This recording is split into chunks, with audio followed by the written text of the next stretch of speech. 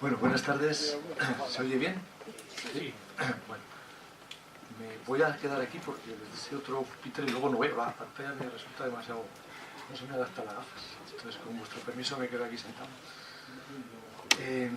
Bueno, en primer lugar, quiero dar las gracias a Ricardo de Novartis por su sensibilidad hacia la cuestión de la atención paliativa, un laboratorio al que nosotros más le quitamos que le ponemos a lo largo del año, porque nuestros pacientes con frecuencia, en los estadios en que vemos, no suelen precisar muchos inhaladores, no pueden.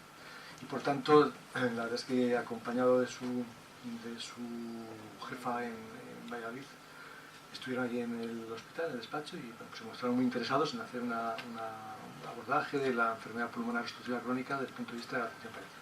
Por tanto, muchas gracias. Si planteáramos, o si nos preguntáramos así de una manera genérica, ¿se trata bien la enfermedad pulmonar obstructiva crónica en la fase que sea? Imagino que la respuesta pues es sí, no o depende, ¿no? Depende de qué estemos hablando.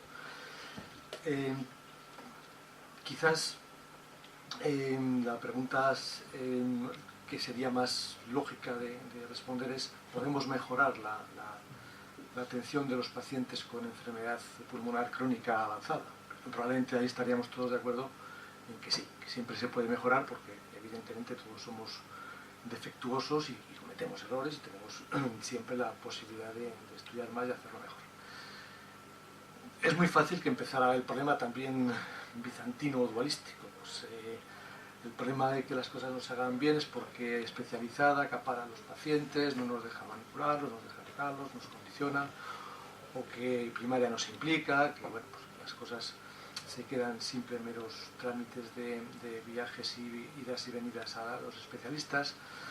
Probablemente también buscaríamos culpabilidades pues no hay dinero suficiente para hacer las cosas mejor, y también, por supuesto, nuestros políticos y nuestros gerentes y sus ideas brillantes, ¿no?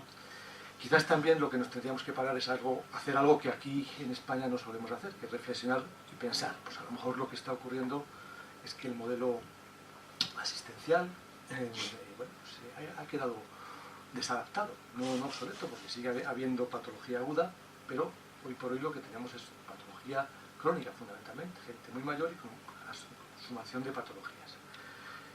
Y bueno, pues el sistema es rígido, este sistema se fragua o digamos que sus pilares se hacen en los años 80, principios de los 80, con lo cual en aquel momento son 30 años. 30 años es un tiempo en el que nuestra sociedad ha cambiado sustancialmente y ha cambiado todo, la manera de enfermar, la tecnología, los avances y también las cosas que no han cambiado. Entonces, si pensamos un poco en el sistema que tenemos, pues es un sistema rígido, está dirigido a la enfermedad aguda, la gorda, que además es el objetivo. O sea, el resto de la persona, del individuo, pues no es su objetivo ni siquiera secundario. Esto supone, como algunos de los que estáis aquí estuvisteis el otro día con los egipcios, que nos parecemos a los egipcios porque el paciente está visto fragmentado. Le vemos por sus órganos no como un ente conjunto con multidimensionalidad. Normalmente o con frecuencia los familiares quedan fuera de la intención del sistema. Es más, casi siempre suelen ser molestos y generar irritación en el contexto profesional.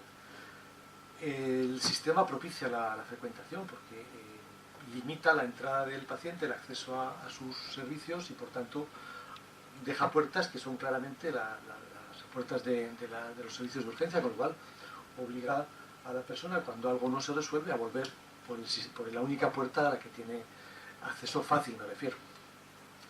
Y por último, yo creo que algo que está ocurriendo y que nos condiciona mucho es que los profesionales nos hemos hecho fuertes en nuestro fortín, nuestros castillos, en el hospital o en los centros de salud, y lo convertimos en referencia sin tener en cuenta que probablemente hay personas que tienen dificultad para acceder. De una manera gráfica, pues el sistema se concibió siendo el eje. El eje es el sistema sanitario, tiene sus compartimentos, tiene sus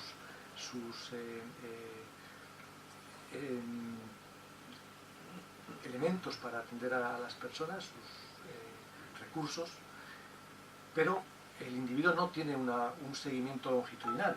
El individuo entra y sale en función de lo que va marcando el sistema, no tanto en lo que la necesidad de la persona es la realidad. Una persona con una enfermedad crónica, con varias enfermedades crónicas, que es lo habitual que presenta, está controlado para que entre y salga según unos protocolos, según una secuencia de citas, pero lo que pasa entre medias no, o bien entra nuevamente por urgencias y por tanto el camino se hace diferente, o bien esa persona entre en ese periodo protocolizado, a veces dilatado por las listas de espera, pues cuando llega sin habiendo perdido una gran parte de la secuencia asistencial que debiera tener. Esto no es algo que, por supuesto, yo me haya inventado, ni es algo nuevo. Si veis aquí en estos extractos de publicaciones, el trabajo de Cuervo y Pina, desde el año 2010, habla de los pasados, hablando en este caso de la enfermedad respiratoria crónica, habla de los programas de atención domiciliaria, de los programas integrales, de una evaluación integral del individuo, multidimensional. 2010 estoy hablando, estamos en el 2016.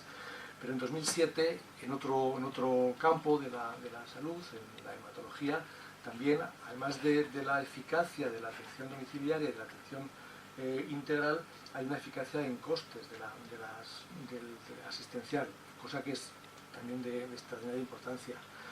En 2014 no solamente se habla de la salud de los enfermos, sino que se hace hincapié también en la salud de los cuidadores, con frecuencia en ese no importar el familiar de los pacientes, los familiares que son los auténticos cuidadores continuados, el no importar hace que muchas veces sea imposible que una persona tenga la atención necesaria, sobre todo eso en un contexto en el que se necesita continuidad y la gente tiene que trabajar, la gente tiene recursos económicos limitados, tiene dificultades, necesita formación, necesita educación sanitaria, etcétera. También de otra época, vamos, de este entorno de los últimos 10 años, pues el artículo de Lucas es un artículo que probablemente muchos hayáis leído y es un poco la tendencia formativa que la mayor parte de los que estamos aquí hemos tenido en nuestra formación universitaria. Quizás sea un trabajo que nos resulta más familiar. Probablemente hay mucha gente que prefiera leerse esto a leer las otras cosas.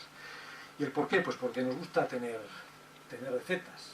En las veces que tengo oportunidad de trabajar con otros compañeros, otros equipos, casi siempre un poco el punto de la lista de mayor dificultad es cuando se nos pide una receta. No existe receta para sedar, no existe receta para el dolor, no existe una metodología, una técnica que hay que saber aplicar en función de las situaciones. Sin embargo, este enfoque que prevalece en nuestra medicina probablemente, pues es muy dado a hacer este tipo de cosas muy concretas, ¿no? El tabaco es la medida más eficaz para reducir y eliminar la enfermedad pulmonar obstructiva crónica.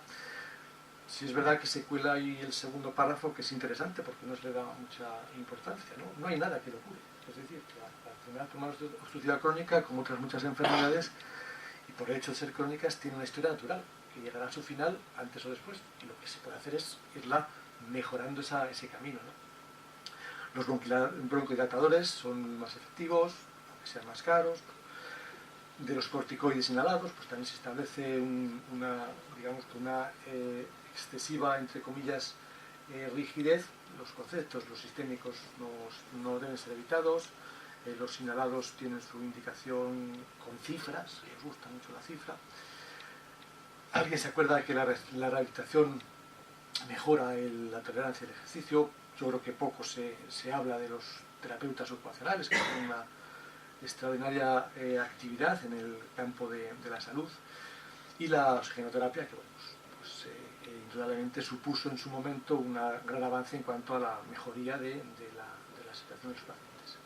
En este mismo trabajo, pues como veis, muy perfectamente establecidos los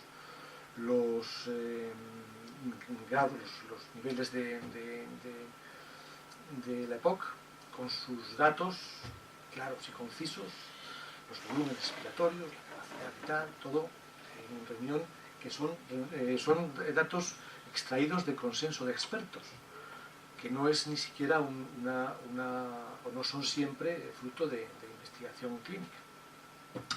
Y como veis, pues dentro de las cuestiones que abordan el tratamiento, pues evitar los factores, que ya nos han dicho antes que el tabaco sería lo más barato, evitarle, las vacunas, los agonistas beta-2, nos hablan de la broncohidratación, etcétera, etcétera. Y cuando llegamos al estadio muy grave, pues nos hablan de la oxigenoterapia y valorar tratamiento quirúrgico.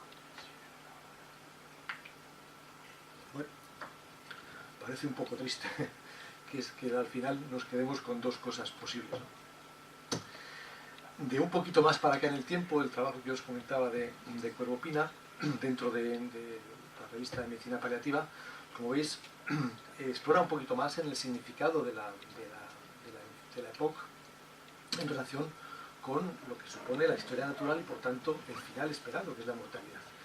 El índice de Bode, que parece que es uno de los más utilizados por los neumólogos, pues se hacen trabajos para establecer una correlación con la mortalidad. Esto, de entrada, lo que tiene que ayudar es a planificar los tratamientos para la gente que va, digamos, sumando etapas en lo que es, como he dicho antes, el desarrollo natural de una enfermedad. En este mismo trabajo veis que se hace un estudio comparativo entre la enfermedad pulmonar obstructiva crónica y el cáncer de pulmón. Como veis, no existen diferencias en la sintomatología en uno y otro proceso, salvo para la disnea, mayor presencia en EPOC, y salvo para el estreñimiento, mayor presencia en el cáncer de pulmón, probablemente relacionado con el uso de opioides en uno, y en el otro, curiosamente, pues no se suele utilizar. Pero, como veis, el listado de síntomas es exactamente el mismo, con una aparición de frecuencia muy similar. Pero si nos remontamos a más tiempo, pues veis que desde hace ya tiempo, 2002, 2001, 2014, bueno, he ido cogiendo un poco de todo. Se habla en la revista Archivos Bronconeumológicos. Es muy frecuente encontrarte este tipo de cosas dentro de lo que es la patología respiratoria. Se habla de la importancia del tratamiento en domicilio, reduce muchos de los efectos secundarios que tiene el tratamiento en el hospital, cómo redunda en aspectos que son asociados a la propia enfermedad, que es la soledad, la falta de la pérdida de valores, la pérdida de contacto con el entorno, la autoestima, muchas cuestiones que son las que el hospital pues ha contribuido a reducir. Y de hecho, desde que el hospital, que tiene, como pone aquí en este artículo, poco más de medio siglo de vida, uno de los efectos que se han podido objetivar es precisamente la pérdida del valor humano en la atención asistencial profesional sanitaria, y hablo en global, no solamente médicos. En estos dos artículos de 2014, como veis, se habla expresamente de los modelos de atención interdisciplinar que es necesario para poder abarcar una enfermedad que abarca muchos aspectos del individuo. Y también se hace una reflexión en este artículo de Escarravilla sobre la falta de formación que los profesionales tenemos en materia de trabajo en equipo y de habilidades relacionales, sobre todo con los pacientes. Antes de ayer, estuvimos viendo a un paciente. Fue muy bonito y emocionante, porque el hombre nos decía, estábamos explorando un poco cuál era su nivel de conocimiento, y entonces el hombre dijo, bueno, mire, lo primero, yo les agradezco a todos lo que están haciendo porque ustedes se han portado conmigo fenomenal. Pero el otro día, hablaba de un compañero del hospital, al que tengo ganas de verle para decírselo, se sentó en la cama es algo que lo digo con un énfasis, porque si os dais cuenta, nos gusta siempre estar un poquito por encima. Eso impresiona. Cuando has estado tumbado y te aparecen 3 o 4 con bata, sí que impresiona un poquito. Pues él decía, se sentó en la cama y me dijo, hemos hecho pruebas, hemos hecho cirugía, hemos hecho lo que ha estado en nuestra mano. La enfermedad sigue. Y él, en ese sentido, se mostraba totalmente, ya digo, agradecido y dice, bueno, pues he de aceptar que las cosas son así, que mi enfermedad tiene que seguir, que me tendré que morir, ¿no? Y fue muy, muy bonito sobre la manera tan sencilla en la que este compañero abordó el asunto, sentarse y hablarlo con una persona que es como tú, lo que pasa es que tiene la mala suerte de estar enferma, ¿no? A veces nos complicamos la vida en las habilidades relacionales y a veces es mucho más sencillo si somos más humanistas, ¿no? Todo esto nos lleva a plantear que probablemente el camino que hay que recorrer y que es un poco el que marcan esos artículos que hemos mostrado y esos y muchos más, hay una bibliografía, vamos a ver más. Lo que propugnan es que realmente quien debe ser el centro de la atención es la persona, el individuo de la familia, que es el núcleo a tratar, o la unidad a tratar, mejor dicho, no solamente el paciente por un lado familiar, no, es ambas cosas, porque la enfermedad crónica revoluciona el contexto familiar, cambia las cosas en toda la familia y en toda la gente que es dependiente de esa unidad. ¿Qué tiene que hacer el sistema? Pues tener sus recursos y permitir adaptarse a lo que es la historia natural de las enfermedades crónicas que tenemos, a una fase de diagnóstico, a una fase de tratamiento, a una fase de seguimiento, a la presencia de crisis, que son crisis pseudoagudas o crisis agudas, pero en el contexto de cronicidad de una o varias patologías. Por tanto, no es lo mismo que una atención aguda en otro momento histórico y en otro tipo de enfermedades.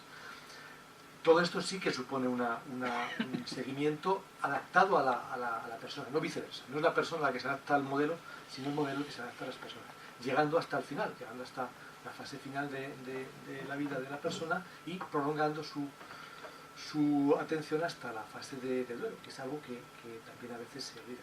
De hecho, en el otro modelo que entiendo que es el que en este momento nosotros tenemos, lo que te encuentras es que con mucha frecuencia pues, se ha muerto este señor, ¿no? ¿Cómo sabe? En los hospitales a veces cuando mueren en domicilio que no lo saben. A nosotros nos pregunta con relativa frecuencia. ¿Manito sabéis algo? Pues sí murió hace ya 3 meses. Entonces, aquí no, aquí este sistema, el modelo longitudinal, permitiría acompañar a los individuos hasta el final. Por tanto, adaptar el modelo a la cronicidad supone asimilar que estamos ante un envejecimiento importante de nuestra población. Ayer me decía Carmen Santiago, está haciendo un trabajo con el EPAL que hicimos hace un par de años, iba a presentar los resultados y salía un índice de envejecimiento de 130-140% en la población que se recogió en la muestra. Y las enfermedades se suman, no hay una sola enfermedad. Uno no enferma solo de corazón, de pulmón, de riñón, a veces de muchas cosas, además del cáncer. Y todo esto repercute en las familias, repercute en el entorno familiar que ha de cuidar a esa persona cuando abandone el hospital. Hombre, por ejemplo, en ese sentido, enfermería sí que ha procurado un poquito más de intención en transmitir una serie de pautas de atención en pacientes que salen del hospital y que van a estar ese seguimiento en su domicilio. Pero con frecuencia en la medicina se nos olvida que al final alguien tiene que seguir. La gente se sigue saliendo de una habitación porque entran los médicos. Parece un poco absurdo. Si quien tiene que escuchar lo que se va a hacer, lo que se va a decir, que no va a ser nada del otro mundo, ni va a ser nada malo, ni se van a conjurar contra el paciente, sino todo lo contrario, son las personas que luego van a estar con la persona. Y lo que se habla, lo que se dice, las cuestiones que se transmiten deben ser, al menos en la opinión de un sistema más integral que comparto, debiera ser algo compartido, para la redundancia, con los familiares. Toda esta cronicidad, esta adición de enfermedades hace que los síntomas se hagan más complejos y que asociemos sintomatología física, sintomatología psicológica, sintomatología social, problemas éticos, problemas espirituales, problemas funcionales, etcétera, etcétera. El sistema debiera ser flexible, debiera entender que las personas son diferentes, que cada núcleo, cada unidad necesita una atención específica y debiera ser suficientemente ágil para coordinar con los recursos, que son muchos los recursos que hay, para coordinarlos y utilizarlos con eficacia, efectividad y eficiencia. Y probablemente habría que replantearse lo que se ha perdido. Es que el domicilio para muchas personas debe ser el lugar de referencia, porque es que no hay a veces posibilidad de que las personas, es un esfuerzo ímprobo. Hay una señora que estamos viendo ahora que es auténticamente no sé si de juzgado, pero desde luego es terrible. Tiene que bajar una astenia y una disnea bestial, tiene que bajarse todos los días 4 pisos a pelo y subir. Cuando vuelve, después de 5 o 6 horas de viaje, no sé, tiene 2 o 3 horas de viaje, para una radioterapia en un proceso que está totalmente fuera de control. Pues la pobreza tiene que ser terrible. O sea, es que hay que pensar que es muy fácil prescribir y es muy fácil recetar y probablemente desde el punto de vista profesional pueda ser acertado, pero hay que tener en cuenta si eso es la manera de hacerlo. No vale, eso es el principio de equidad. El principio de equidad precisamente es esto lo que trata de decir. Hay que atender igual a los iguales y desigual a los desiguales. La gente no somos iguales. Hay que saber adaptarse a cómo es cada uno para dar la atención adecuada. Eso es el principio de equidad que nos lo saltamos una y 100 veces. Seguimos un poco con revisiones. Todas estas son ya de este año, 2016. Como veis, hay mucha bibliografía en la que se habla de la enfermedad pulmonar obstructiva crónica desde un punto de vista integral, con atención a los aspectos físicos, funcionales, sociales, éticos, etcétera, etcétera. Síntomas que a veces no se tienen en cuenta, como es el dolor. El dolor es una patología muy frecuente, es una sintomatología muy frecuente dentro de la patología respiratoria, y hay una gran reticencia de los profesionales a utilizar analgésicos adecuados. No solo de analgésicos biolombre, no solo de bronquidilatadores, hay secreciones que son difíciles de expulsar, que resultan muy traumáticas y muy angustiosas para la persona que las tiene, que a veces con terapias, fisioterapias, con la ayuda de fisioterapeutas y con una buena educación sanitaria a los familiares y a los pacientes se puede mejorar, y de hecho es algo que es eficaz y efectivo y no es caro. Y también hay una permanente búsqueda, hoy día se sigue buscando ajustarse. El miedo probablemente de los más puristas es decir, bueno, a ver si dejo de hacer algo que haya que hacer. Es un miedo racional, es un miedo que está bien, pero para eso vamos a buscar fórmulas, y ahí también, hoy por hoy se tienen datos y parámetros que son bastante aproximados a una realidad, precisamente por eso, porque disponemos de más medios que hace unos años. Cogiendo de referencia ese artículo de Costa, pues vamos a hacer lo primero que nos sugiere aquí José. Dice que esto es la enfermedad más mala que hay, porque prueben ustedes. Vamos a probar. Poneros la mano en la boca y en la nariz, a ver cuánto aguantáis. A ver qué es lo que notáis cuando de repente no podéis respirar, ¿no? Eso es lo que José nos dice, ¿no? Teresa, es muy duro ahogarse. Te cogerías al fuego cuando te falta ese aire. Me he encontrado 2 o 3 veces, pero en serio, aquellos momentos en que no sabes qué te va a pasar porque te falta todo. La cuidadora de Jesús dice que lo pasa fatal porque claro, cuando se ahoga no sé qué hacer, no tengo ninguna instrucción, no sé qué hacer. Veo que se ahoga y soy impotente, no puedo ayudarle. La disnea es un síntoma terriblemente angustioso para el paciente y también para el cuidador y el contexto familiar. Y el paciente sabe que no tiene tratamiento, y el paciente hace su elucubración, igual que este señor que contaba yo antes. Me dan corticoides, me dan oxígeno, y cuando esto falle, ¿qué? Cuando esto falle, lo dice entreveladamente, me entiende que quiero decir, me tendré que morir, ¿no? Es lo que está diciendo. Juan está mucho más escéptico. Pruebas de medicamentos, he probado ya tantos sprays que estoy, puntos subversivos, me imagino que estoy hasta el gorro de ellos, por decirlo suave, algo terrible. La oxigenoterapia, qué gran invento, ¿no? Lo ponía ahí en el estadio 4, oxigenoterapia, muy importante, pero hay que preguntarle, este es un trabajo hecho con encuestas a pacientes, por lo tanto creo que eso es la mejor manera de entender lo que pasa, ¿no? Bueno, pues eso supone una dependencia absoluta de la oxigenoterapia, ¿sabes? Algo que de repente dices, vale, qué bien, que me va a mejorar, pero resulta que tengo que llevarlo conmigo todo el tiempo, con lo cual eso luego se va a traer se va a traducir, desde luego, en muchas limitaciones, ¿no? Como dice María, mi vida ha cambiado por completo. Nosotros teníamos una señora muy divertida hace muchos años que tuvieron que poner oxígeno y entonces lo que hicimos fue ponerle un sombrero y una callada y le pusimos un nombre y era su marido. Entonces, bueno, a ver, vamos, ¿dónde vamos? Con tu marido, venga, ¿dónde le llevamos? Y la llevamos con su marido para todos los sitios. Pero se trata de un proceso de adaptación, o sea, no podemos pretender que las personas de golpe y porrazo de repente tengan que entender el uso de una oxigenoterapia. Pueden entender sus ventajas, pero también hay que dar tiempo y hay que pensar en esas otras complicaciones y por tanto habría que facilitar que esas otras áreas de la vida que se van a ir complicando y limitando, hubiera alguna manera de ir minimizando esos efectos, y eso se puede hacer. Supone una vida muy limitada, un época avanzado, la persona sentada, pequeños recorridos, como dice Jesús, vives pero no vives, uno vive cuando puede hacer, se supone que lo que quiere hacer, no todo lo que se quisiera, pero bueno, por lo menos tener unas expectativas, pero cuando te levantas por la mañana y ves que no vas a poderte mover tampoco, y que va a ser igual que ayer, y que mañana, sobre todo, va a ser exactamente igual que hoy, eso realmente resulta muy, muy difícil. La pérdida de autonomía, hay trabajos que abundan en la idea de que más duro que el dolor incluso es la pérdida de capacidad funcional, cuando las personas nos hacemos dependientes.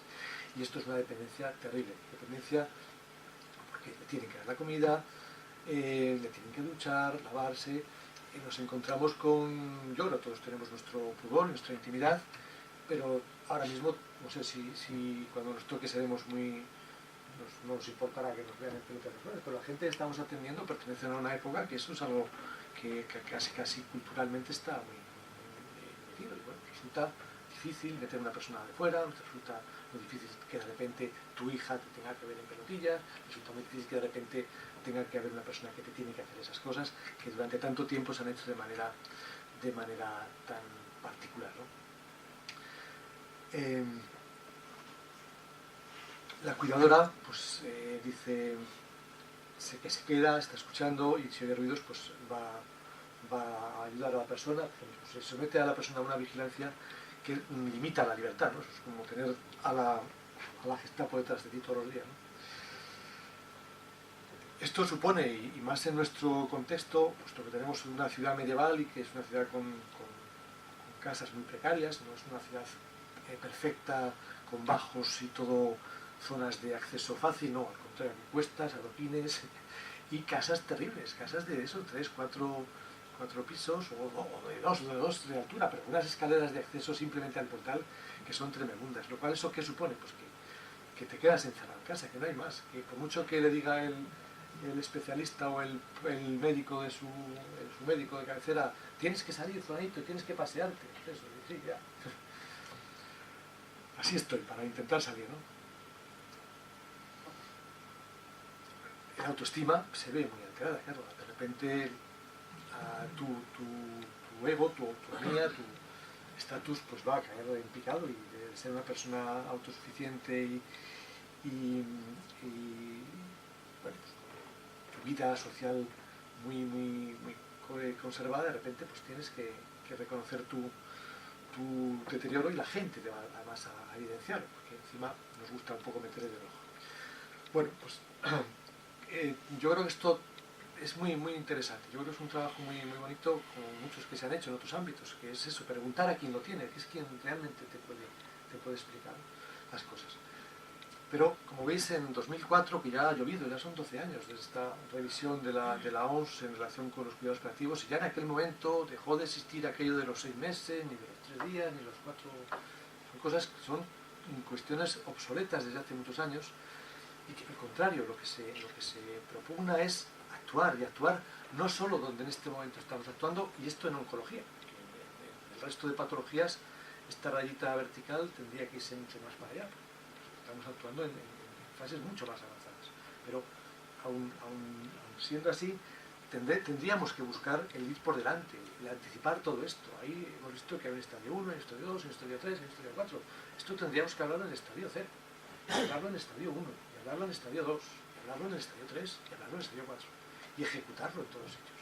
La gente hay que mentalizarnos de las cosas, de las enfermedades, no se puede transmitir expectativas absolutamente infundadas, no se puede transmitir cosas que no se van a conseguir, sino al contrario. Y lo mismo para la insuficiencia renal crónica, y lo mismo para la demencia, y lo mismo para el Parkinson, y lo mismo para todas las enfermedades crónicas que hoy por hoy afectan a las personas y que nos seguirán afectando. Por tanto, la pieza angular para el manejo de la EPOC en fase avanzada es identificar precozmente.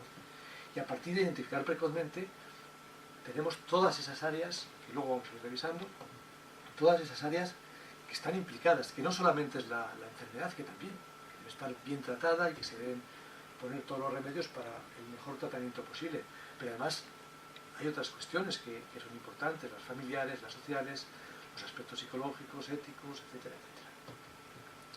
Pues bien, nosotros llevamos este año trabajando en todos los sitios, en la atención primaria, en especializada, tratando de divulgar este instrumento que han elaborado en el grupo de Gómez Batiste. Es un proyecto muy bonito, lleva muchos años, avalado por la Organización Mundial de la Salud, y que ha ido elaborando un instrumento que lo que propone, lo que permite es establecer precisamente esa identificación precoz de los pacientes. Lo hace en base a varias cuestiones. Lo primero y más importante es la pregunta sorpresa. A usted le sorprendería que esta persona, este paciente, falleciera en los próximos 12 meses. Si esa respuesta es no, tendríamos que encontrar una segunda respuesta positiva en cualquiera de los otros ítems que ahora vemos un poquito por encima para considerar a esa persona NEPAL positiva. Y luego veremos lo que significa, que no significa que deba ser atendida por un equipo especializado de paliativos. Entonces, la pregunta de esta sorpresa lo que se basa tiene su origen hace muchos años en Reino Unido, que es donde de una manera más, digamos, natural se ha desarrollado toda la cuestión de la atención paliativa. En Reino Unido los médicos de atención primaria tienen una gran fuerza, auténticamente son filtros para los pacientes que pasen a especializar. Entonces se dieron cuenta los médicos generalistas que los criterios que utilizaban, que eran los de muchos especialistas, de fórmulas, de parámetros, etcétera, etcétera, realmente no identificaban a aquellos pacientes que luego fallecían en un tiempo determinado, fallecían en el domicilio. Y entonces utilizaron esta pregunta como una manera de identificar. En algunos ámbitos se ha hecho una crítica absurda, porque se basa en una crítica puramente política y economicista. No tiene sentido. Con eso quiero decir que la pregunta está avalada desde el punto de vista científico. Hay un instrumento previo británico que es un poco la antesala de este, digamos, adaptado a nuestro contexto sociocultural. Por tanto, es una pregunta que además te obliga a reflexionar, porque no es una pregunta de ojo, es una pregunta de conocimiento. Esta pregunta la tiene que responder aquel profesional que conoce a esa persona. Y en tu cabeza, en tu conocimiento intrínseco de una situación de un paciente, tú haces razones el por qué. ¿Por qué esta persona sí o por qué esta persona? Hay muchos elementos que tú tienes que disponer de ellos y que no los haces racionales hasta que no te lo planteas. La segunda pregunta sería, esto es muy británico, por eso se ha hecho una parte alternativa, sería la elección o demanda que el propio paciente hace. Esto, aquí en un entorno en el que todavía la conspiración del silencio es por regla general la norma, pues probablemente haya que tirar de que los familiares expresen verbalmente que en nombre de esa persona no quieren que se haga se continúe con pruebas o con intervencionismo. A partir de aquí, para que tranquilidad de los puristas, pues se han hecho un montón se han filtrado y definido un montón de criterios que en cualquiera de estos aspectos pues puede ayudar. Ya digo que para que sea NEPAL positivo, de ser la primera pregunta, no me sorprendería que falleciera, y luego un sí en cualquiera de esos otros bloques, ¿no? Tenéis un bloque de severidad y progresión que revisa cosas muy habituales que vemos, que son problemas nutricionales con descensos de la albúmina, pérdidas ponderales que no están buscadas, marcadores funcionales de pérdidas de actividades de la vida diaria, otros marcadores de severidad y fragilidad. Como veis, cosas que nos encontramos habitualmente en muchos pacientes y que es fácil de medir, con comorbilidades más. De 2 comorbilidades nos encontramos en una buena... Nosotros en el trabajo que hicimos de NESPAL teníamos un mínimo de 5 comorbilidades por paciente. Eso fue una población extraída en consulta de manera aleatoria en un periodo de tiempo en consulta de atención primaria. Indicadores clínicos específicos, como todavía los puristas, insisto, no se acaban de quedar a gusto, pues venga, vamos a buscar criterios para enfermedad oncológica, para enfermedad pulmonar crónica. En definitiva, son muchos de los índices que maneja Gold y que maneja los especialistas neumológicos. Enfermedad pulmonar crónica, enfermedad cardíaca crónica, enfermedades neurológicas, hepática, renal, demencias, y a partir de definir a una persona como identificación positiva, es decir, pregunta sorpresa con respuesta negativa, no me sorprende que esta persona fallezca en los próximos 12 meses, y al menos otra pregunta en los 2 bloques positiva, diríamos que este paciente es NECPAL positivo, tiene necesidades de cuidados operativos. ¿Y eso qué significa? Lo que tenéis abajo, que hay que identificar esas necesidades multidimensionales, que no nos debemos parar en la razón o en la causa. Puede ser la enfermedad crónica más una respiratoria, puede ser un cáncer más una demencia, puede ser una demencia más, o puede ser una demencia solo, o puede ser alguien que funcionalmente a una fractura de cadera pierde sus capacidades funcionales y su nivel nutricional y es una cascada de deterioro. Lo que sea, hay que identificar esas necesidades y tratar de abrir el espectro, no solo centrarlo en la cuestión de puramente la enfermedad. Y aplicar un modelo impecable. No se debe dejar de hacer nada que no se tenga que hacer, y todo lo que se haga debe tener un sentido y un fin que beneficie a la persona. Se debe elaborar un plan terapéutico multidimensional, por tanto debemos aprender a trabajar en equipo e identificar necesidades que los pacientes pueden tener y que les podemos proporcionar a través de otros profesionales. Las preferencias del paciente, algo importante que sería la planificación de decisiones anticipadas. Sabemos dónde estamos, sabemos dónde vamos a llegar, tenemos tiempo para ir hablando de esas cosas y saber qué es lo que la persona quiere y saber cuál es la manera de ir enganchando en esa progresión de la vida a través de la enfermedad, saber qué es lo que tenemos que ir haciendo, cómo debemos orientar las cosas para atender según la persona que quiere. La familia, el cuidador principal deben estar involucrados y cada caso es diferente, por lo cual tanto nos tenemos que preocupar de que a cada caso le tenemos que intentar dar aquello que necesita, no pan para todos o sopa para todos, sino lo que decía antes. Equidad no significa para todos igual, sino para que es igual, pero para que es desigual también hay que saberle tratar.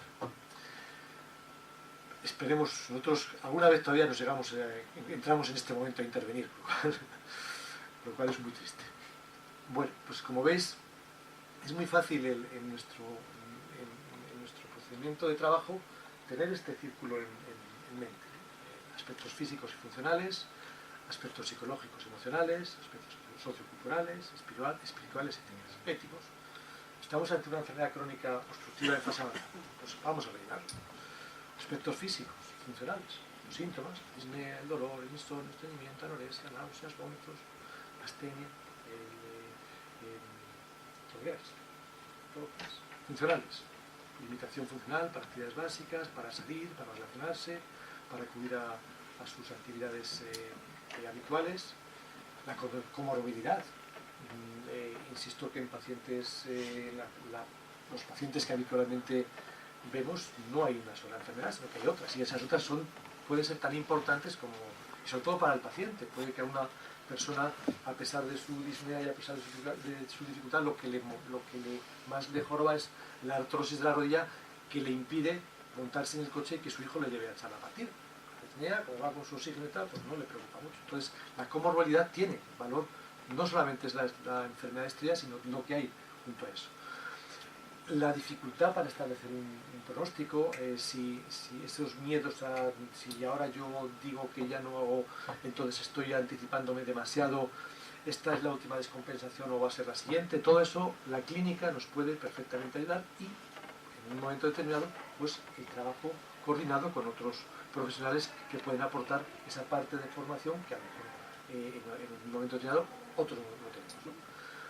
Desde el punto de vista de la psicológica emocional, pues ocurre que vamos discutiendo de manera diferida. Cuesta trabajo el sentarse y, bueno, venga, está usted mejor, venga, dentro de 6 meses, vuelve, placa y análisis y le vemos. Difieres el poder hablar, difieres el abordar, aprovechar, pues ahora te encuentras bien, ya sabes que esto va a evolucionar, hay que ir previendo si las cosas van mal, cuál es tu idea, puedes venir fácilmente, te cuesta mucho trabajo tal, has perdido actividad en tu... Hay muchas cosas que se pueden hablar. Con respecto a otras enfermedades, y puesto que esto es algo que va en el tiempo, desarrollándose muy lentamente, pues el paciente va adaptándose. Eso que leíamos de algunos pacientes, esa adaptación progresiva va haciendo que se perciba una menor gravedad de la que probablemente exista, ¿no? Y cada uno se ve a sí mismo mejor de lo que pueda estar. Las actitudes personales hacia esa situación en la que uno está, la presencia de depresión, de ansiedad, de insomnio, un síntoma terriblemente importante, causante de disconfort en un grado muy elevado y muy relacionado pues, con la sintomatología y también con los miedos y con la anticipación, ¿no? El aspecto social, sociofamiliar, el cuidado, esa persona necesita un cuidado y con el cuidador hay que saber, hay que explicar y hay que explicar en qué medida ese EPOC está en una situación tan grave como pueda ser. Es más fácil entender un cáncer que un EPOC, hay que explicarlo, y hay que explicar qué puede hacer, qué debe hacer ante una situación de una crisis asfíctica aguda en un momento determinado. Desde el punto de vista social estamos incluidos nosotros, somos recursos sociosanitarios, debiéramos serlo, eso es una teoría, pero bueno, vamos a pensar que el mundo es muy bonito, somos sociosanitarios, tenemos que funcionar con coordinación y continuidad entre los profesionales para poder aportar aquello que es necesario. ¿Qué repercusión tiene la familia? Son muchos los problemas, hoy día más te encuentras siempre con la dificultad porque no puedo dejar el trabajo, porque estoy contratado de esta manera, porque si lo dejo, es un auténtico calvario el que muchos familiares sufren para poder mantener una atención a sus familiares. El aspecto ético y espiritual, hay que comunicar, hay que saber comunicar. Como decía antes, no hay que saber mucho, hay que saber hacerlo de la manera más sencilla. A veces nos liamos nosotros porque nos da miedo el mostrarnos débiles, nos da miedo el reconocer que no somos capaces de curar y que no somos tan maravillosos como la gente a veces nos cree. Hay que tratar de conjuntar los deseos del paciente y la familia. Debemos tratar de luchar con uñas y dientes, sobre todo con profesionalidad. Es el mejor arma contra la claudicación familiar, perdón, contra la conspiración del silencio, contra que el paciente sea el último que se entere de que se está muriendo, tiene derecho a saberlo, y habrá que trabajárselo, no es una cosa que se haga de un día para otro. Habrá que saber si la persona su fase final de vida quiere estar en el hospital, prefiere estar en el domicilio, no sabe cuáles son sus dudas, ha llegado un momento, una intubación o una ventilación invasiva le parece que es algo que no quiere o es algo que quiere. Hace tiempo que en el hospital yo recuerdo que alguien contaba un caso clínico y decía, bueno, es que al final cuando llega, pues pide eso, claro. Si alguien te llega, tú le dices, ¿quieres que te ayude? Que dices, coño, claro, te da igual cómo te lo haga, claro, no es el momento cuando hay que tomar esa decisión hay que tomarla previamente. Y muy importante, y eso nos afecta directamente, es la actitud profesional. Insisto, tienes una actitud aséptica, nosotros no tenemos que contestar a esa pregunta. Si fuera su padre, nunca va a ser mi padre. Nunca, es imposible, eso es algo metafísicamente imposible. Por tanto, yo no le puedo contestar como si fuera el padre, le puedo contestar como él quiera que le conteste. ¿Qué le parece a usted, Benedicto? ¿Usted qué piensa? Porque no es mi padre. No podemos hacer esa... Eso nos creemos dioses, no es verdad, eso es totalmente un absurdo. Entonces, la actitud profesional debemos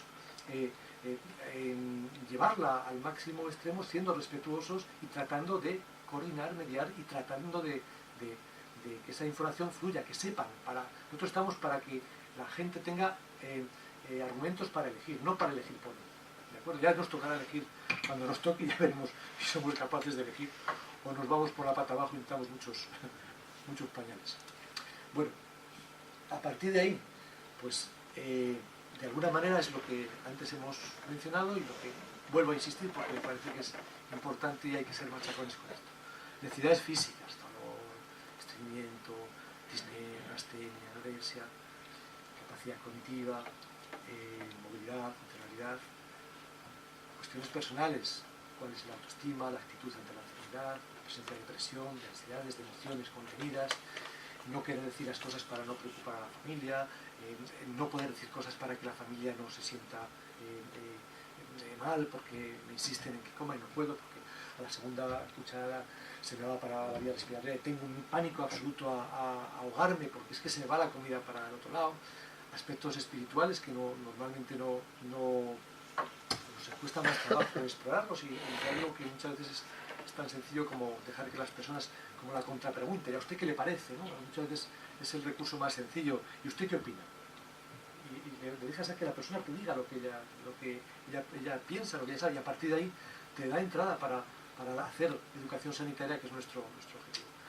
Y aspectos éticos, hay que respetar los principios de equidad, de autonomía, de beneficencia y no maleficencia, que muchas veces es un principio que nos olvidamos y lo dejamos ahí, lo socializamos entre todos y mira, yo sé que esto no le va a hacer nada, pero mira, pues que lo haga, es lo que pone el protocolo, pues que lo haga. Desde el punto de vista social, imaginaros el cambio que supone para una persona desde el punto de vista familiar, pues eso, el perder el trabajo, el quedar fuera de una pensión, o sea, hay cantidades de cuestiones. Los cuidados al final de la vida asusta, ¿no? ¿Cómo me va a morir? O sea, alguien que se ha medio asfixiado, claro, el momento final de la muerte puede ser un auténtico quebrar de cabeza y dar lugar a muchas pesadillas nocturnas. El duelo, la planificación, la anticipación, los familiares lo pasan mal en todos los contextos, pero probablemente vemos con mucha frecuencia, pues eso, gente muy mayor, con recursos mucho más limitados desde el punto de vista intelectual, con una vida que a partir de ese momento queda reducida muy poquito, porque bueno, pues casi los últimos 10 años han sido dedicación a cuidar de la otra persona, con lo cual son cosas que tenemos que entender. Y desde luego tener en cuenta que hay otras cosas en el contexto y que debemos identificar no solo las que a nosotros nos resultan importantes, sino las que resultan importantes a la propia persona. Y todo esto desde un modelo que necesitamos desarrollar en nuestro contexto sociocultural. Yo diría que en España hay zonas más desarrolladas, pero un modelo que se basa en el apoyo social, que necesitamos incrementar la formación, incrementar los niveles de solidaridad en todos. Si fuéramos todos más solidarios, probablemente nuestros representantes políticos se acordarían de bajar las aceras, de quitar de una puñetera vez los adoquines de una buena parte de la ciudad, de facilitarle el acceso a las cafeterías, a los cines, a todos los sitios donde mucha gente queda totalmente aislada porque no está pensado para la gente que tiene discapacidades. Necesitamos voluntariado. El voluntariado es fundamental para que nuestra sociedad pueda ser más solidaria. Los británicos tienen esa idea que les cuesta, pero a ningún paliativo le cuesta el centro donde va, y van todos, y niños también, tienen un sistema bien desarrollado, y no es público, pero se paga entre toda la comunidad. La comunidad monta las ferias estas de los sombreritos y el té y la pastita y las leches estas, pero saca la pasta, demonio. Bueno, ¿y dónde nos implica a nosotros de una manera pues muy directa? En coordinarnos y comunicarnos. Y aquí vemos que a veces no entendemos muy bien cuando hablamos de coordinación, ¿no? La coordinación supone que todos los recursos de un sistema, en este caso de nuestro sistema sanitario, se orientan hacia un objetivo común. Como normalmente carecemos de objetivo común, pues entonces los recursos, en nuestro caso, yo diría que en muchos aspectos están totalmente fuera de su sitio, ¿no? Si no tenemos como objetivo común al individuo, si solamente tenemos la EPOC, pues seremos muy bien, nos coordinaremos muy bien con el neumólogo, y el neumólogo con el radiólogo, y el radiólogo con el ecografista, y el ecografista con el anatomopatólogo, y el anatomólogo con el cirujano. Perfecto.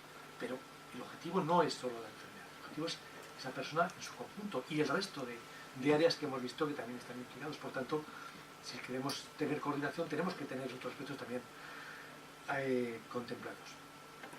Una atención integrada supondría que la coordinación alcanza su grado máximo. Por tanto, nosotros podemos tener coordinación en muchos aspectos, pero no tenemos ni de lejos una atención integrada. Y luego otro concepto que es muy curioso, que es nos lo atribuimos, o el sistema se lo atribuye, unidad de continuidad y continuación.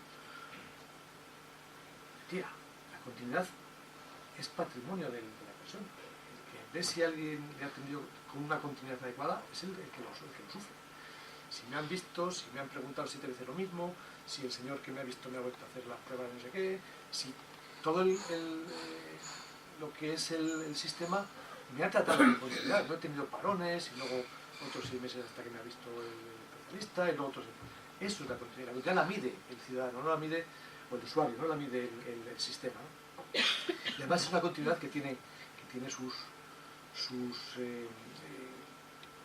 bloques, digamos. Hay continuidad en la información, que es eso, el disponer de la información de una manera coordinada y natural, que sabemos del paciente todos las cosas, no uno se guarda, no hay una información que no pasa a un nivel en el que todos la podamos utilizar, por lo tanto tenemos que tener medios para que eso ocurra, y una continuidad de la gestión, o sea, las veces que se repiten pruebas, nosotros esta mañana tenemos un paciente en la zona de Íscar, que por tanto le han visto en Valladolid, y Castilla y León, sistema sanitario, es decir, no tenemos acceso a nada de esa persona. Y cuando hagamos nuestros informes, ¿dónde lo colgamos? Porque no tenemos acceso a nada, ¿no? Bueno, en la misma comunidad, 2 provincias limítrofes, pues esto es lo que hay, señores. Y luego otro aspecto importante, que es la continuidad de relación longitudinal, que es en la medida que una persona es atendida por alguien de continuidad. Esto, bueno, pues parece que los políticos que hablan de la coordinación y la continuidad se olvidan, y entonces cuando muchos de vosotros cogéis vacaciones necesarias, obligadas y merecidas, no hay sustituto. Luego aparece otro, luego aparece otro, eso es continuidad. O sea, el propio sistema facilita que no haya ninguna continuidad, con lo cual ya no solo eso, o sea, no vamos a dejarlo todo ahí, porque hay servicios que se organizan las consultas sin pensar que esto es algo que a la persona le importa, y cada vez que llega el individuo pues tiene que contar, mire, es que yo me fui de fulaneo por ahí, entonces tengo unos picores y tal. Bueno, pase, yo es que estuve, tiene que contar sus mismas cosas. A mí me parece, bueno, contar esto un poco en plan de coña, pero cualquier cosa, ¿no? Cualquier información hay que repetirla, tripetirla, porque el siguiente, eso genera otro más. Mira, que no me duele nada, que no voy a estar luego, ¿eh? ¿Qué hay que hacer? Pues mira, para todos, nos vale para todas las enfermedades crónicas, pero para el EPOC también, lógicamente. Y es que atención primaria debe recuperar la visión global del paciente, debemos quitar esa fragmentación, debemos tener en cuenta que el paciente es un todo que es indivisible, que hay unas, de todas las enfermedades, de todas las afectaciones, hay una resultante, y es primaria quien tendría que dar un paso adelante y controlar las citas, controlar las revisiones de esos procesos crónicos que no tienen ningún sentido, que entre una revisión y otra no ha pasado nada, o lo que ha pasado lo ha atendido ese profesional, porque es el que tiene que atenderlo, porque en las crisis en una enfermedad crónica no las atiende el especialista. Es así, es la pura realidad. Y atención especializada debe cambiar también su enfoque y debe centrarlo en el paciente, entender que hay más cosas que su pulmón, que hay más cosas que su estómago, que hay más cosas que su hígado, y dar continuidad realmente, o sea, facilitar que la persona siempre tenga un punto de referencia, cuesta poco, decir, mire, aquí está mi teléfono, este es mi horario, llámeme, duda, pregunta, yo me pongo además en contacto con el médico suyo y hablamos, y entre todos tratamos de que su atención sea de la mejor manera posible. Y entre medias, pues podemos ubicarnos nosotros, que somos en función de una serie de criterios, porque evidentemente el recurso es insuficiente, y más insuficiente si no ponemos unos mínimos criterios. Como sabéis, hace ya unos cuantos años que se elaboró el protocolo de atención paliativa en nuestra provincia, y elaboramos unos niveles de complejidad que permiten, pues bueno, un poco diferenciar qué pacientes deben ser seguidos de manera prioritaria por atención primaria, y en qué pacientes a lo mejor nuestra participación de una manera puntual para enfocar o para hacer ese plan global multidimensional, que podamos tener una mayor formación en ellos. Nuestro trabajo es lo que hacemos todos los días. Yo, por ejemplo, a veces a mí me cuesta más trabajo tratarla, pero eso lo hago casi con ojos cerrados. Entonces, aprovechar nuestra eficacia en ese sentido, ¿no? Y para eso es para lo que no está. Junto con el NECPAL que estamos contando en todos los sitios, estamos contando también un instrumento elaborado por la Junta de Andalucía, por el Sistema Andaluz de Salud, que es sobre el que fundamentamos nosotros nuestros criterios de complejidad. El instrumento lo han simplificado fenomenalmente, han dejado con casillas a rellenar, y eso te da una valoración de la complejidad que permite al profesional decir, bueno, pues esto, lo puedo atender, me puedo encargar, puedo manejarlo, esto necesito soporte, para esto necesito la intervención de quien sea, ¿no? Eso sí que sería coordinación y continuidad. Por tanto, de una manera esquemática, podríamos establecer este árbol, ¿no? Lo primero y más importante, el identificar al paciente. Y en eso insisto en el PAL. En el PAL lo tenéis a vuestra disposición. No sé si de los centros de salud que nos quedan algún todavía, mandamos cartas a todos y algunos no nos han llamado. No sabemos si no quieren vernos o es que no apoyo todavía. Pero de los que estáis aquí, que cuando queráis organizarlo en vuestros centros y vamos. El PAL es el instrumento este que os he contado, lo tenéis a vuestra disposición y tenemos la intención de seguir haciéndolo este año y el año que viene y todo lo que haga. A partir de tener esa detección de necesidades paliativas hay que planificar la atención y hay que procurar facilitar una continuidad asistencial, que insisto, quien la va a evaluar es el paciente. Por tanto, nosotros sabemos cómo funciona gestión, información y continuidad del profesional. Vamos a trabajar en esas tres áreas para que esa continuidad sea realmente la cuestión que a la persona le guíe. Y dentro de esta continuidad asistencial debe haber una coordinación para que demos la misma información, para que demos buena información, para que nos comuniques. Cuando avanzamos en la detección pues, de deseos, de miedos, que seamos todos los que estamos implicados partícipes de esa información, de esos avances, de esos problemas, los riesgos de claudicación familiar, la familia de la persona es mayor, en el momento que esta persona no pueda asearse e ir al baño solo, va a necesitar una ayuda. Antes de que eso ocurra, vamos a trabajar para intentar facilitar. El apoyo familiar empieza desde el momento que somos, que empatizamos con las personas, desde el momento que entendemos por dónde está pasando personas, el paciente y su familia. A partir de ahí somos apoyo si resolvemos, primero, que sepan que nos pueden llamar y que no van a tener que contarnos todavía la misma película. Segundo, que vamos a empezar ya a transmitir información. Decir, mira, esto hay que hacerlo así, dudas que surgen, problemas que puedan surgir, situaciones de crisis aguda, dónde, cómo y ponerse en contacto, cosas que suponen un apoyo extraordinario para simplemente el hecho de que cojan un teléfono, puedan hablar con alguien que sabe el problema, simplemente con eso a veces es una ayuda inestimable. Y simplemente con que a partir de ahí nosotros seamos capaces de articularnos para coordinarnos y que la atención, cualquiera de los elementos de los recursos que el sistema tiene, se pueda poner en marcha, pues sería algo que las familias y el propio paciente, lógicamente, pues se agradece. O sea, es una cuestión evidente, ¿no? No hay que olvidar el control de síntomas, de los mucha sintomatología que se asocia no solo de la enfermedad en cuestión, muchas otras cosas que aparecen. Tenemos recursos para poderlas reducir, el estreñimiento, el insomnio, los dolores articulares, la depresión, la ansiedad, el miedo. Por eso tenemos recursos, tanto farmacológicos como no farmacológicos, para poderlo atender.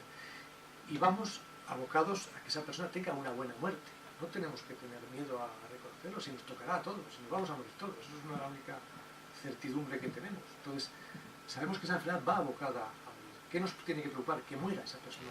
No tenemos que ser tan estrictos. Los corticoides, bueno, los corticoides en algún momento de la evolución no, pero en otros momentos, además de mejorar la ventilación, abren un poquito el apetito y la persona se encuentra más feliz y más a gusto. Bueno, pues oye, no hay que ser tan drásticos en las cosas, hay que ver qué es lo que queremos abordar con el corticoide. Necesitamos para una buena muerte que estemos coordinados. De nada vale que en un punto de la cadena se hagan las cosas de una manera si el siguiente eslabón agarra al paciente y venga, pase agobia, esto hay que hacer placa y no hay más remedio que ya se joró el metro, ya no hemos hecho nada de coordinación. Tenemos que tener respeto por lo que el paciente y la familia dice, y además del primer momento, y además estar dispuestos a cambiar. Nosotros no tenemos que tener ideas prefijadas. Si alguien te dice primero, mira, yo quiero esto, y dices, vale, si cambia, no pasa nada, nos adaptamos. O sea, los que nos tenemos que adaptar somos nosotros, no el paciente.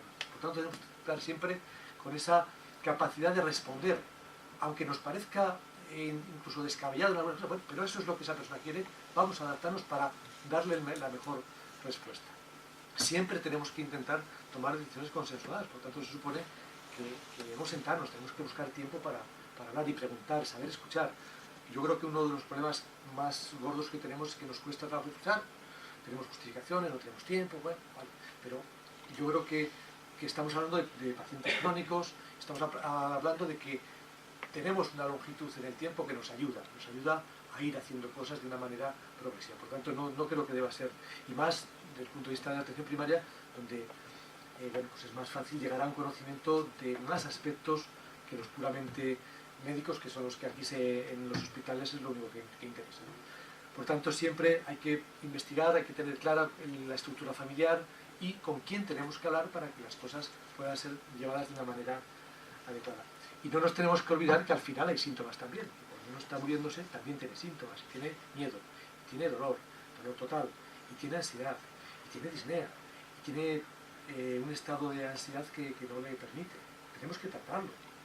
Tenemos pocos fármacos para hacerlo, pero bueno, el Simulan, el Midazolam, la morfina, fenomenales para tratar esas fases de últimos días. Vamos a procurar que esa persona muera sin esa cabeza funcionando a todo trapo, anticipando su muerte y diciendo: me he despertado, ¿dónde estoy? Ya me he muerto, a ver que estoy, no estoy aquí, que lo vemos, no vemos algo que sea ficticio. Medidas que tenemos que poner, pues desde luego hay que optimizar, y eso vosotros sabéis bastante más, porque tenéis más experiencia en los tratamientos con broncodilatadores y con todo este tipo de fármacos específicos del EPOC. Hay que optimizarlo, lo mejor, todo, hasta donde veamos que está haciendo un efecto, pero tampoco empecinarnos y cambiar una marca por otra, o cambiar uno que el laboratorio nos ha dicho que en el 60% de su muestra fue maravilloso y otro nos ha dicho en el 55%. Vamos a poner el 60% a ver si este señor está en ese 5% de mejoría. Entonces, eso no es el objetivo eso no es optimizar, eso es tontear, digamos, con el tratamiento a la espera de que ocurra otra cosa peor, ¿no? Entonces, optimizar todo, buscar las mejores condiciones, pero no olvidarnos del resto de cosas. El resto de cosas es dónde vive, cómo vive, con quién le ayuda, qué puede hacer, qué no puede hacer, cuando hace, qué es lo que le pasa, sale, no sale, por qué no sale, qué otras cosas le están impidiendo a funcionar, come, no come, caga, no caga, mea, no mea, todo, básico, necesario, es lo que hacemos todos los días. Y si no lo hiciéramos, estaríamos muy fastidiosos. Y medidas paliativas farmacológicas. No hay que tener miedo a los opioides, hay que ajustar las dosis. La disnea, hoy por hoy, no hay ningún fármaco mejor que la morfina. La morfina dosis, pues hay que ajustarla a lo que la persona pueda, porque ya hacemos titular. Pues a veces con dosis de 5 miligramos cada 12 horas, un MST que sabes que tiene una liberación sostenida 24 horas, te permite evaluar en qué medida mejora esa disnea. Las crisis de disnea responden, no sabe por qué responden. La morfina sabe que disminuye la sensibilidad del centro superior al CO2 y mejora la función cardíaca. Del fentanilo no se sabe cómo funciona, o no se tiene claro el mecanismo, pero el fentanilo intranasal es muy eficaz en las crisis de disnea. Se supone que funcionará de una manera parecida. Es eficaz, tiene su límite, evidentemente. Hay un punto en el que dejará de funcionar porque la disnea se habrá hecho refractaria, y por tanto ni fentanilo, ni mórfico, ni las yemas de Santa Teresa no funcionará nada y será refractaria, y habrá que sedar. Es el siguiente paso. Pero tenemos los corticoides, pues en algunos momentos son útiles, mejoran la percepción de mejor ventilación y de mejor situación. Vemos muchas veces en los procesos de cáncer de pulmón, reacciones, o en las linfangitis, reacciones espásticas tremendas que mejoran sustancialmente con el corticoide, que mejoran sustancialmente con la morfina, que mejoran sustancialmente con los bronquidilatadores. O sea que todo es válido siempre y cuando mejore. Todo con esa intención. O sea, ¿qué es lo que estamos haciendo? Buscando algo que a esta persona le mejore su bienestar. Y para mejorar el bienestar, lo primero que tenemos que hacer es preguntarle: ¿su bienestar cuál es? Porque si no, vamos a mejorar probablemente el nuestro. Estos son algunas de las cosas que, bueno, de los datos, digamos, que gusta, pero que no es más que una aproximación. Pacientes que están al final de la vida, pues con esa fracción menor del 30%, actividad física que cambia, que es muy dependiente, que se empieza a reducir de una manera drástica el tiempo de caminar, los recursos etarios, visitas, otra visita, más exacerbaciones, ingresos prolongados, estado general, comorbilidades, nuevas comorbilidades, pérdida de peso, la disnea, los valores del índice de Bode para quien sea purista también, situaciones personales, edad avanzada, depresión, esta es la clasificación de la disnea del Medical Council Research. Entonces, como veis, nosotros vemos muchos pacientes en estos estadios. Estadios 3 y 4 nos obligan nos vemos prácticamente todos los pacientes. En los otros niveles es cuando hay que empezar a trabajar, los otros niveles. A estos también podemos hacer cosas, no solamente pensar en la cirugía y no solamente en la osteoterapia. Hay más cosas que podemos hacer, pero los anteriores también. Hay que trabajar con... Y esta es la respuesta que yo entiendo o la causa de las cosas, ¿no? Por una parte, nuestros políticos que padecen una ceguera placentera, no ven ciento en un burro, pero bueno, se creen los mejores y bueno, pues, oye, hasta disfrutan con lo que otros hacen. Y luego todo el contexto social y toda nuestra repercusión, ahí sí que estamos implicados los profesionales en no dejar los principios éticos de lado. Tenemos que hacer las cosas que mejoren al paciente, pues vamos a buscarlas, y cuando no tienes formación la tienes que conseguir, y si tú no puedes conseguirla tendrás que contactar con los profesionales que la tienen, y no podemos hacer cosas que sabemos que hacen mal, no maleficencia, es muy importante, no dar algo que sabemos que no va a actuar, que simplemente va a distraer el tiempo.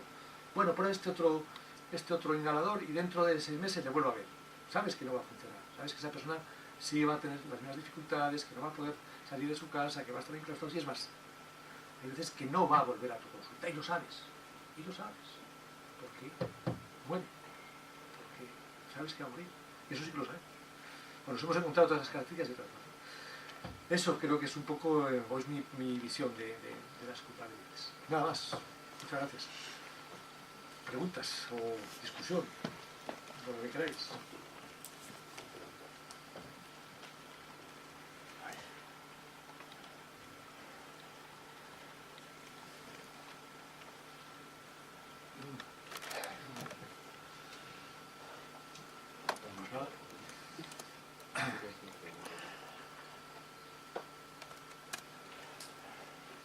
Voy a ver si alguien pregunta en el online, a ver.